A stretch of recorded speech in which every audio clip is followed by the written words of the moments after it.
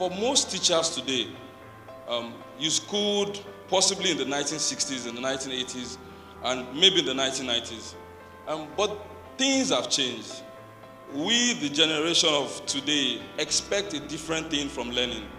And if you don't connect to how we want to learn, there is no way you can teach us. So let me just take you very quickly down memory lane. How did we get here? From 1960, I hear that education was one of the key drivers. Everybody wanted to learn. In the 1980s, there was a bit of some organization. So people started to organize themselves in classrooms. In the 1960s and the 1980s, there was less distractions than we have now.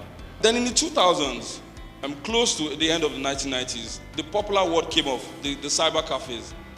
Then we moved closer to now, in the year 2000, where students now have mobile devices. Nigeria today has an internet population of 48 million people, and we have about 70 million smartphone users. From the gate man to the very conscious to the very well aware. So the things we expect from learning, the things we expect on how to be taught is totally different. Now there are also new distractions. Today, all of these barriers have been removed. You can practically interact, do businesses, engage, learn. There needs to be some drastic change. Before you can teach us effectively, you must be able to connect to how does a student of today, how does he think? How do they act? Students of today are more spontaneous, they are more instant, and they don't want to wait the lines in any way. How do they learn? There's a lot of influence with the internet. The internet of things has changed the entire world. People now start businesses by just even reading 2 pages on the internet. Engage. To connect to today's students, everything you have to do must be engaging. You must bring yourself down to the level of, we need to interact. There must be a lot of exposure. There's a lot of things going on globally which we need to capture, which we need to be part of. The teaching must be evolving.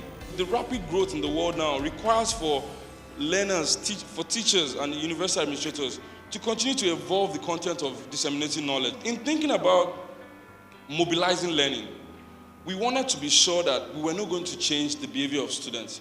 Because today's student doesn't want to change his behavior. He doesn't want to consciously go to a learning lab and sit down there, then go back home. We wanted to be sure that whatever was going to go on mobile learning maintain the behavior of today's student. A dedicated learning device will ensure that students are able to focus on learning. So within this device, you'll find both structured and unstructured learning. Structured is what you put in your curriculum for them to learn. But unstructured learning is playing a more important role in today's student life. I want you guys to be able to go on the internet and find out how to make shoes. The future-ready student is one who technology enhances the way he learns in a structured and social manner. You cannot do mobile learning, you cannot do e-learning without thinking about it socially. And we thank Covenant University for giving us the opportunity to pilot this in their environment. Thank you very much.